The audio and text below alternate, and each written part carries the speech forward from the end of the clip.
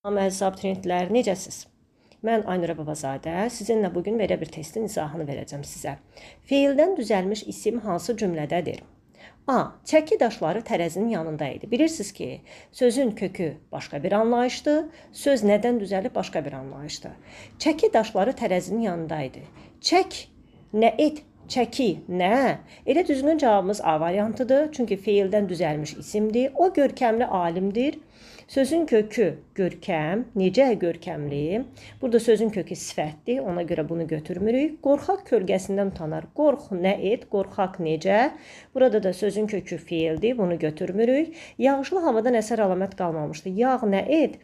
Yağ, yağış, yağışlı. Burada ona görə sözün kökü yağdı, bizə deyir ki, feildən düzəlmiş olsun. Baxın, bax, burada görürsünüz 2 dənə leksik şəkilçi var. Yağ, nə et, yağış, nə, yağışlı necə?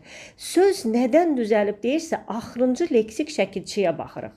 Bu söz, sözün kökü burada yağdır, amma söz yağış sözündən düzəlib. Axırıncı leksikdən əvvələ. Baxın, sözün kökü yağdır, amma söz yağış sözündən düzəlib. Bu isimdən düzəlib. Ona görə bunu götürmürük. Kəskin söz qılıncdan itidir.